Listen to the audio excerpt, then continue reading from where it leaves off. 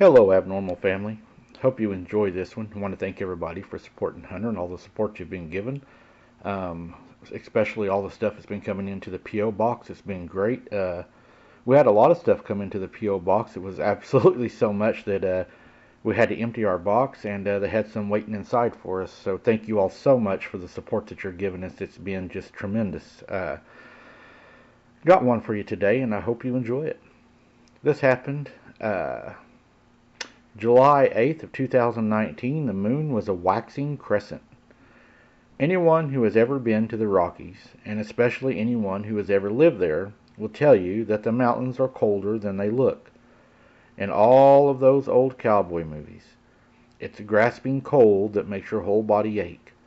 Unlike the dull, numbing cold of Michigan or Pennsylvania in the wintertime.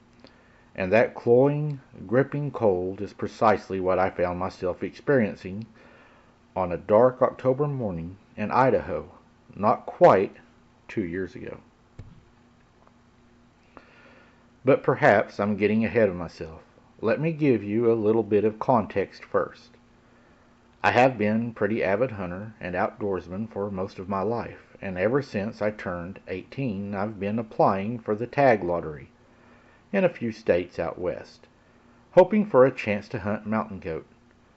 Finally, after several years of applying, my number came up in Idaho, and as soon as I received my tag in the mail, unfortunately, due to a few scheduling conflicts, I couldn't go on my hunt until the last week of October, toward the end of the legal season, and well past the mild weather days of August and September. Now, a hunt for mountain goats is one of the most physically demanding and skill-intensive endeavors a hunter can undertake in North America. A true adventure of a lifetime. Even in ideal conditions, you have to hike steep mountains, have a good set of binoculars and sharp eyes, know how to camp efficiently, and of course you also need to be a crack shot. Late in the season, such a hunt becomes even more strenuous due to the shorter hours of daylight and the more hostile weather, not to mention the fact that a lot of local predators are in overdrive trying to bulk up for the lean winter months.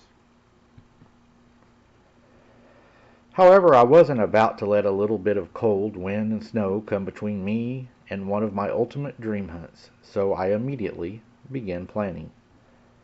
I was worried I would have to make the cross-country drive, but luckily for me, an old college friend of mine was working as an engineer for a big cobalt mine in eastern Idaho, and he was willing to let me ship most of my gear to him ahead of time. Besides, he had an elk tag that he wanted to fill that season, so we could camp together and help one another scout and hunt. In the final few weeks leading up to my trip, I started checking the local news from the area I would be hunting in, just to keep an eye out for severe weather or other hazards. As a side effect, I got to see all the small town news from western Idaho as well. Most of it was pretty mundane, but one story that caught my eye was the mysterious disappearance of two hunters who were last seen on the swath of the public land just southeast of where my buddy and I would be hunting. Of course, people go missing from big state parks and public hunting lands all the time, and they're usually found alive in just a few days thanks to the hard work of the trained professionals. Maybe they strayed too far from the trails and got lost. Or maybe they took a tumble in some rocky ground and hurt themselves. Typically nothing too out of the ordinary, but occasionally there are accidents and animal attacks that people don't walk away from. So I always pay attention to stories like that in order to prevent something similar from happening to me.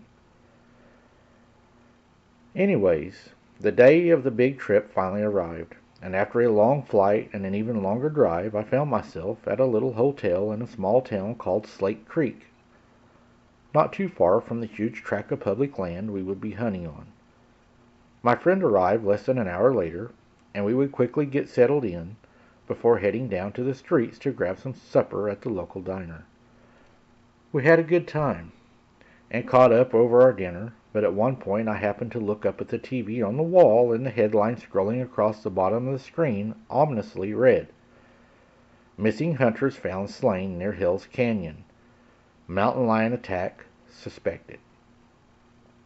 This definitely caught my attention, because a mountain lion won't usually attack more than one human, so there's usually safety in numbers. However, on rare occasions that they do attack a group of more than one person, the attacks aren't usually fatal.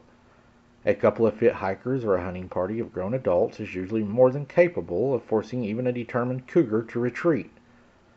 This is especially true for two hunters who would certainly have been armed with rifles and probably would have been toting pistols and skinning knives as well. Any mountain lion capable of mauling two heavily armed outdoorsmen to death simultaneously was certainly not the one I wanted to meet. An adult cougar can have a territorial range of up to 300 square miles, and this put the region of our hunt easily within its patrol range, considering we would be camped out and hunting right on the edge of Hell's Canyon. However, my buddy and I had talked previously about the possibilities of running into predators during our hunt, and we had packed accordingly, with him carrying a 10mm automatic and me lugging my .44 Magnum. Still, we decided to take some extra precautions. To that end, we got up early the next day, and after I had enjoyed what would likely be my last hot shower for the close to a week, we met up at the trading post in town to which dealt in all sorts of camping and hunting gear. We picked up a few perimeter bells for our campsite, and we each bought a box of hard-cast bullets designed for penetrating the thick and muscular hides of predators. They may kick like a mule, but they certainly don't play around when it comes to stopping power. While in the trading post, we asked the owner, a quiet of a man about 50 with salt and pepper, hair and skin. Decades of outdoorsmanship he had learned, if he had ever seen anything like the cougar attack that had been in the news last night. I was hoping he could give us some advice on protecting our camp, but what we got instead was far more unsettling. I've seen the wilderness out here kill a lot of people in a lot of ways, but it's been a long time since I last saw anything as brutal as this. Usually, if you find more than one person at a time that's been killed, it was the work of something walking on two legs, not four, if you catch my drift. Every now and again, though, a couple of hikers will walk up on a snow grizzly with cubs, and we'll find them all mangled up in a week or so. But bears always leave clear tracks behind, and it's not the right time of year for them to be raising cubs anyways. No, sir. The last time anything like this happened was about 2 decades back, when we had a whole rash of weird happenings. Everything from house cats and hens all the way up to prize-winning bulls was found gutted, mauled, chewed on, and otherwise turned into a fine red paste for at least a month. It sure put a damper on business around here, I'll tell you that much. The ranger said it was a cougar back then, too, but I didn't believe him. Then, or any more, the man said. My buddy and I looked at one another uneasily before turning back to the store owner and asking if it wasn't a cougar, then what was it? The man behind the counter simply grinned and continued his tale. Well, after a couple of weeks of livestock getting mauled, some local ranchers decided to take matters into their own hands. They went out hunting one night and bagged themselves 3 of the biggest mountain lions anybody around here had ever seen. And when the rangers examined the cougars, they found that all 3 of them were related. You see, if a mother puma has more than one kit, she'll teach them all to hunt in the same area in the same way. The rangers were thinking that the mother of those 3 had brought them up hunting livestock, so that's just what they knew. A couple of folks weren't so sure, though. One old-timer that lived up in the hills told stories of a behemoth cat that had been stalking the woods around his cabin, and it wasn't just some mountain lion either. He said it stood taller than even the largest mountain lion, and its pelt was black as sin. That man had fought it in 2 wars, but he said that this creature scared him stiff. This man fighting in 2 wars, and this creature scared him stiff? What is this man talking about? I said. And not 2 nights later, the worst incident of the whole string happened right here in town. One of the rangers, some rookie that I had just moved here from California, was walking back to the ranger station from the diner. Keep in mind, that's a walk of less than 300 yards. And the rest of the rangers at the station never saw him again. They didn't find anything left of that boy the next morning except for a slick of blood and his freshly shined shoes left at the scene of the attack like he'd been plucked right out of them. Not long after that, though, a group of rangers was seen sweeping the town and heading off into the wilderness. And from what I've heard, they followed that thing's tracks all the way up to an old silver mine back in the hills. None of the rangers have ever talked much about exactly what they saw up there, but several hikers in the area reported hearing a hell of gunfire right at dusk. Sure enough, the killings and maulings never happened again after that night, but I'll tell you what, if there's another one of those things out there roaming the wilds now, then you can bet your bottom dollar it won't be sticking around to see how it works out this time around.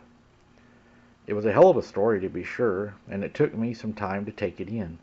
But I couldn't all be true, right? No cat that big and aggressive could possibly remain hidden on public game land, I told myself. The two of us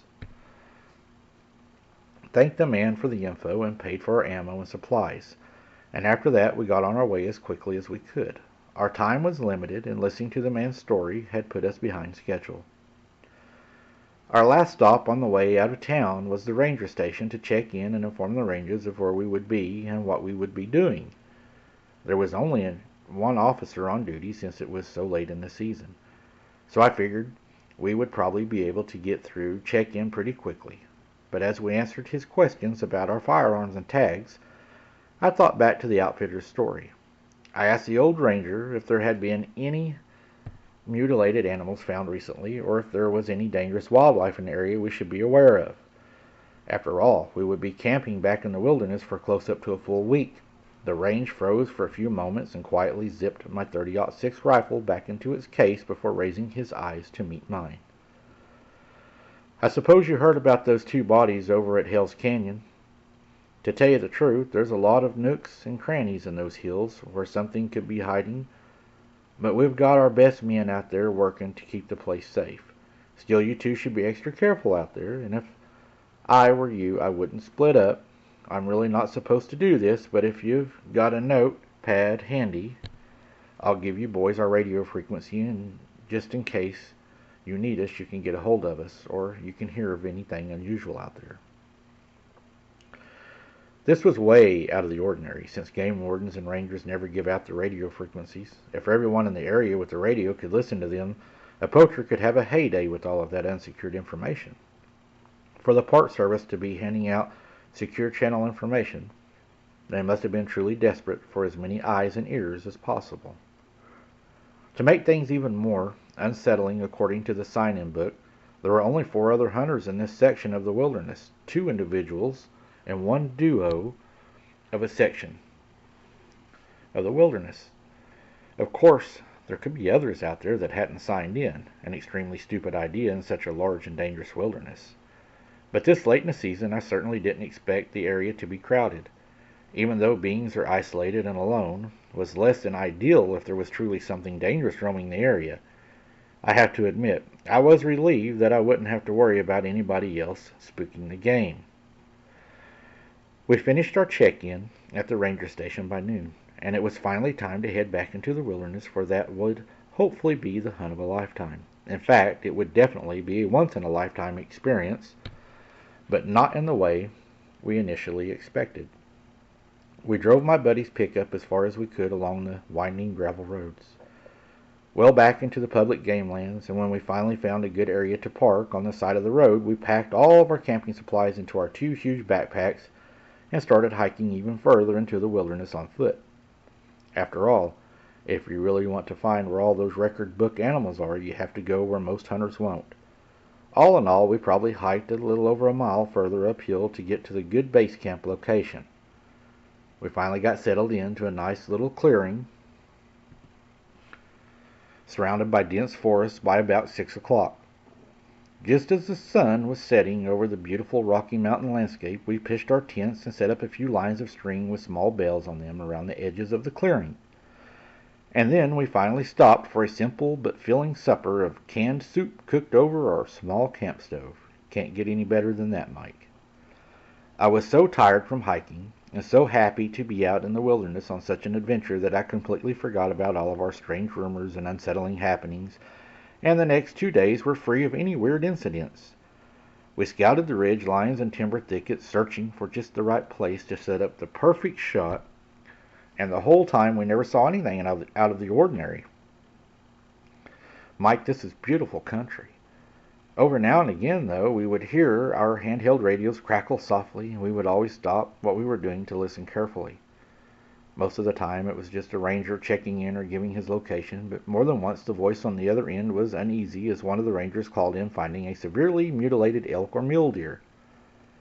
What was even more ominous was that if we checked our maps and marked out the locations where the mutilated animals had been found, a pattern started to emerge. It looked like whatever it was leaving the mauled animals in its wake was headed our way. At the end of the 3rd day, we had found an absolute perfect place to lie in wait for a big billy goat, and we were planning on getting there early the next morning. We were both bone tired from hiking all day, but as we sat around the warm fire waiting for our dinner of sausages and hash browns to finish cooking, we both became aware of an approaching sound in the woods beyond our clearing. We were both reluctant to leave the warmth of the fire, but finally I made myself stand up and head toward the tree line, with my .44 in one hand and a lantern in the other. There was barely a sliver of the waning moon in the sky. Notice he said waning, guys. So my visibility was limited to how far the lantern could reach in the coal black darkness. The sounds grew closer and closer as soon as the crackle of the leaves and the branches were accompanied by heavily breathing. I brought my revolver up and pulled the hammer back, bracing myself for some horrible demon cat to come bursting out from the shadows of the forest. Instead, I heard the sound of a human voice call out from about 50 feet into the tree line. "Hello? Is someone over there?" Relieved, I called back. "Yeah, there's a clearing not far in this direction. Just come toward my voice slowly." "What the hell are you doing out here this late, without a light?" A few moments later, a pair of men dressed in camouflage clothes and safety orange toboggans stumbled out of the woods and into the light of my lantern. The 2 men looked haggard and spooked, but after taking a moment to catch their breath, they introduced themselves. I recognized their names from the sign-in sheet at the ranger station, and they explained that they had followed a wounded elk into the brush and gotten lost without their flashlights. Being lost in the woods at night is a scary enough concept on its own, but what they told me next sent a real shiver down my spine. They explained that they had shot a fine bull elk from across a gully, and before they could track him through the brush they had to hike down one side of the mountain and then up the slope of another. By the time they crossed the gulch, found the blood trail, they began tracking the wounded bull. It had been over an hour. They spent a further 45 minutes or so following blood splatter and broken branches through the brush, and when they had finally come to the clearing, they hadn't found exactly the sight they had been expecting. Sure enough, the carcass of the elk was sitting there in the middle of the clearing, but it had been torn apart. Limbs and bones had been tossed aside, and the entrails had been torn out and devoured. Large hanks of meat still hung on the bones in places. So whatever had been at the elk had either had its fill with the innards or had simply been mutilating the carcass for the pleasure of it. Both hunters said they had gotten an extremely uneasy feeling, and they had been debating on whether or not to try and salvage the raft when they had realized the darkness was beginning to fall.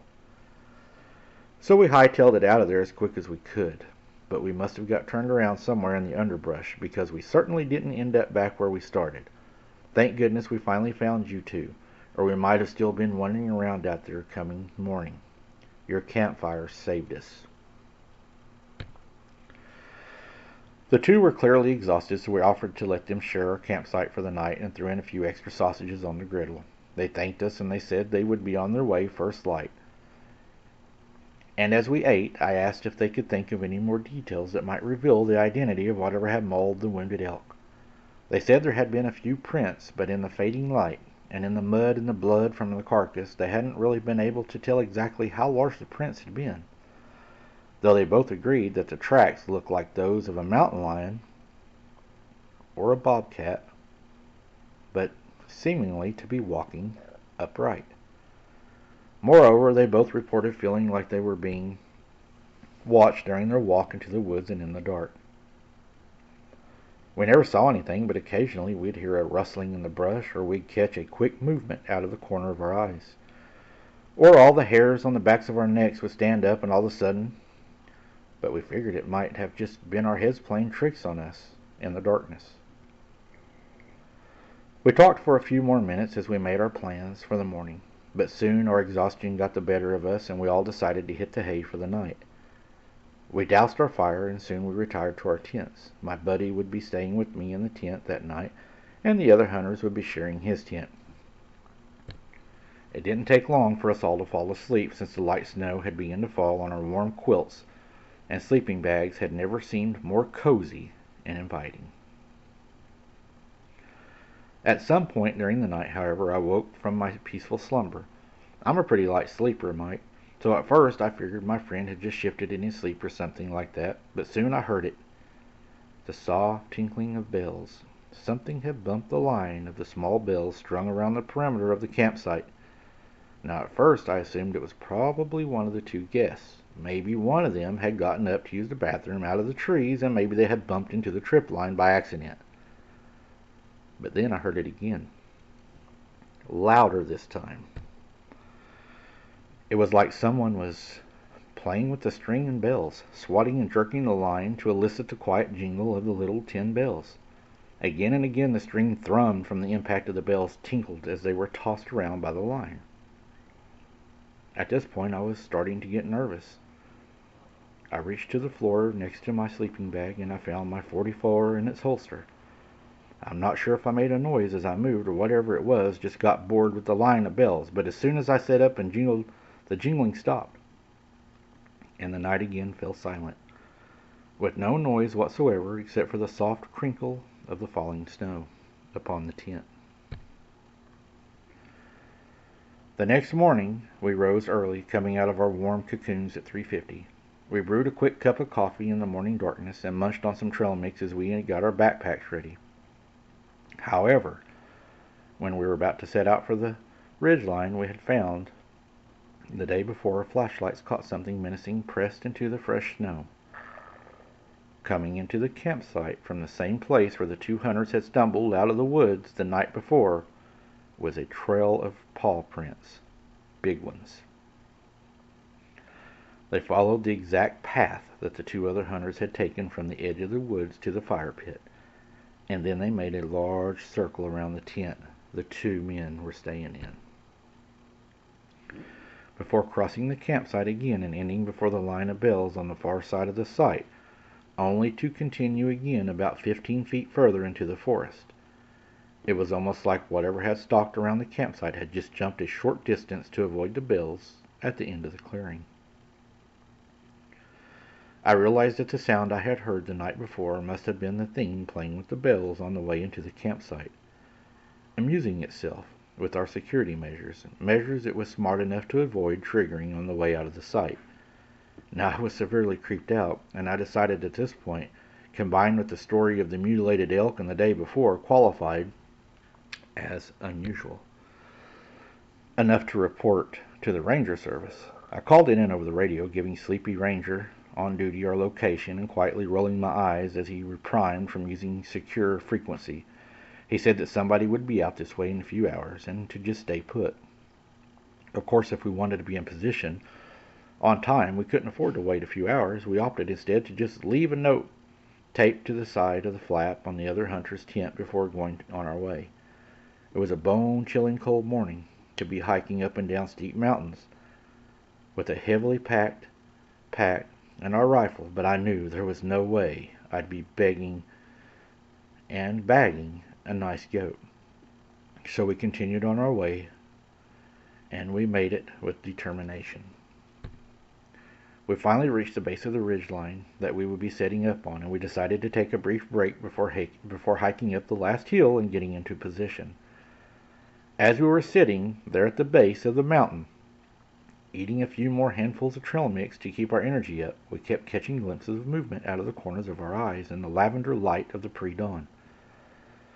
It was never anything we could focus on, but every now and again it would seem as if the shadow in the trees would move, or a new shadow would appear where there hadn't been one even a moment ago. It was more than enough to set me on edge, and I quietly circled and cycled my rifle's bolt, putting around into the chamber just in case. Pretty soon we noticed that the sky was getting brighter, so we decided to go ahead and hike up to the top of the ridge. We made it about halfway up the steep hill before my buddy pointed out just how eerily calm this morning had become. We hadn't noticed it on the way there due to the strenuous nature of the hike, combined with the fact that it's really not out of the ordinary for everything to be silent in the forest at 4 o'clock a.m. in the morning after a snowstorm.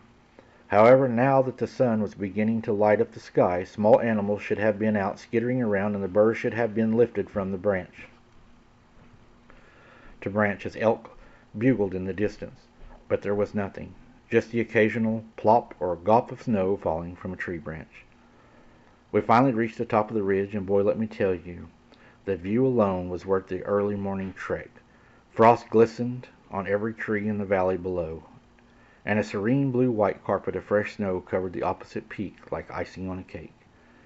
I took it all in for a moment, before getting down on my stomach and settling up my pack, the rest of my rifles, and my friend quietly rummaged in his pack for his binoculars. Just then, however, a powerful feeling of being watched came over me, and when I rolled over onto my side to look around, that's when I nearly wet my pants. About 30 yards up the ridge to my right, a pitch-black shape sat perched like a gargoyle on a snow-covered rock. It had the distinct profile of a big cat, but its fur was so dark that I couldn't make out any features of its body. I'm talking midnight black, Mike. Except for the piercing amber-colored eyes that stared right back at me. It was massive as well, certainly bigger than any mountain lion I had ever seen. Furthermore, its ears stood straight up, pointed like a Doberman's that had been cut, coming to tufted points like a lynx or a bobcat. I didn't know exactly what it was, but I knew without a doubt that this wasn't there to ask for a cup of sugar. I kicked my buddy lightly and with my outstretched leg, and it didn't take him long to spot the predator eyeing us from afar. We were stuck in a standoff, not wanting to make any sudden movements. The cat, or was this a cat, just stared at us from its perch. My revolver was strapped on my hip, and while it would be easier to aim with a close range, it would be slow and awkward to bring up from a prone position. I heard my friend pull his 10mm out of his holster, but he was in a bad shooting position as well. Instead, my best option would be to turn and fire with my rifle. I flicked the safety off of my rifle, and its distinctive click sent the cat into a low pouncing position, and it began to slink down off the rocky vantage point. I knew it was now or never, and I whispered to my friend, "You ready?" He whispered back, "Go for it," and I did, as quickly as I could, praying harder than I ever had before. I wheeled around to bring my rifle to bear, and I'll never forget the sight of making eye contact with that thing through my scope. I fired, and the shot echoed across the silent mountain range like the banging of a judge's gavel.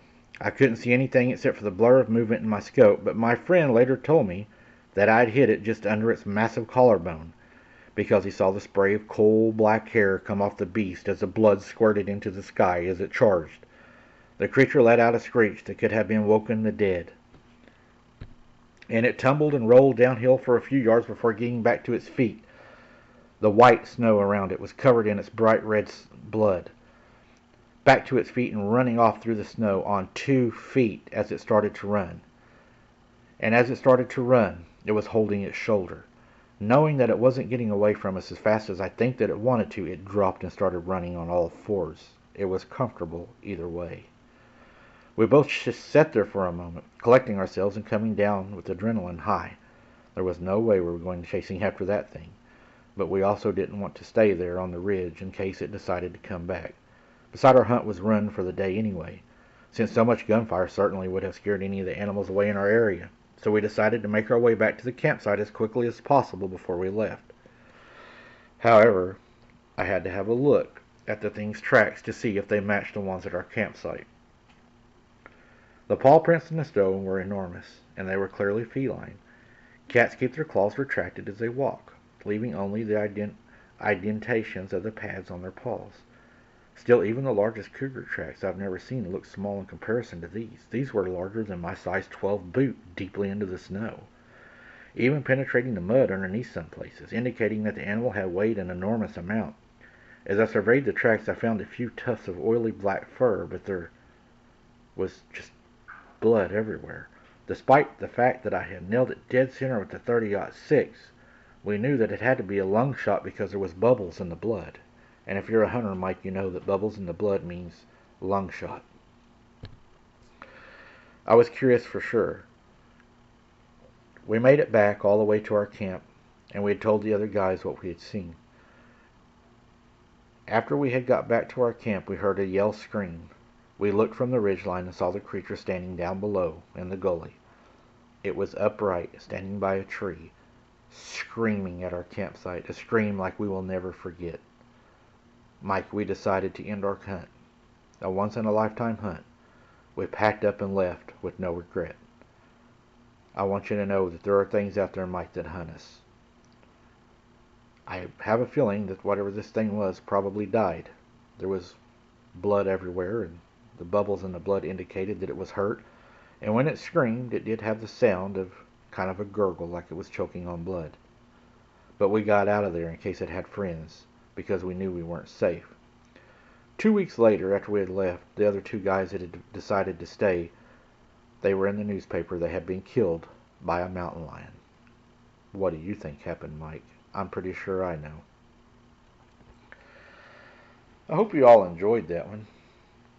I'm pretty sure whatever it was, it took its revenge back on the guys at the campsite. I think they probably should have left with them also. You know, a lot of people talk about these creatures being this dark, really dark black. And if you think about it, with them being really dark black, if you're using a flashlight at nighttime, they're going to absorb that light. It's going to be really hard to see them even with a bright light. I mean, if you have something that black, they're going to absorb the light. It kind of reminds me of the Brenda Hamilton case. I had found out while working that case that there was a 911 call like 2 days prior to her being killed of someone seeing a large black creature walking upright in the lot that was right by where she was killed. The dispatcher took it upon herself to say that it was a misidentified, what they called a panther or something, but she should have never have done that. But a lot of digging, I was able to find out that there was a 911 call placed 2 days prior to her being killed, and they had just misidentified the creature or didn't want to admit that they had identified a creature that shouldn't have been there. I went on Bettina's show and gave her that information whenever I was going on her show, and then she later came out and said that she was the one that came up with the information, but she clearly didn't, because I have a show and she has a show where I had found that. When you dig around in these things and you know how things work, and you've worked with law enforcement and security all of your life, you know the patterns and the paper trails and how to find some things. And I found that when Brenda Hamilton was attacked, I believe that there was a chance it could have been avoided. I think that the nutria that was found on the road that day was probably what this creature was planning on eating until it came across Miss Hamilton and it found her. As I always say, she was a opportunity. I believe they're opportunists. They're opportunists when they hunt. And I believe that the moon was in the right phase that early morning. You know how in the early morning or late evening it's hard to see. And I believe that it used all of its abilities and its advantages to attack her that day. And she was consumed alive. It was in the papers. So whatever it was, I think dropped the nutria and consumed her and left her for dead. These things are evil. Something to leave you laying there, not only having to look at a creature that looks this way, but to have to feel it, watch it, and see it eating you alive would be terrible. I don't believe her family got the answers they deserved. I believe they should have pushed further, but the city made it very clear that they wasn't going to go any further with this, and they closed the case and blamed it on a panther. We have to be very careful when we're out in the woods. The woods is not our territory anymore. Humans have been removed from the woods and we've lost our abilities, which makes us more vulnerable to these creatures that do live out there every day, every night. They survive there, life and death. It's to their advantage to be in the woods. People talk about them running and just disappearing. I'm not sure they disappear. I believe it might be an adaptive camouflage. I agree with Robbie Raines on DA Ex Machina and his show. I believe it's called What's Really Out There. These things are evil. And you know a deer, if you're a hunter or a rabbit or anything, or even a quail or a dove, you shoot it and it falls. Sometimes you don't even find it and you watch it hit the ground. These things are made to hide in its environment. That's part of their survival. They can run a few feet and disappear, and you wonder how did they do that? But it's because they're adaptive to that. They have to do that for survival. If they wasn't able to do that, then the predators would all catch them and they would be extinct. There's a reason they're able to do that, and it's by creation. It's by design. And I believe that's their advantage. And of course, I believe they come from the Nephilim, and they have traits that are passed down from them that we don't necessarily have. But I wanted to share that with you guys. I hope you enjoyed this story. And until next time, guys, keep your head on a swivel and don't be something's dinner. Thanks for watching, guys, and don't forget to smash that like button on this one. Thanks, guys.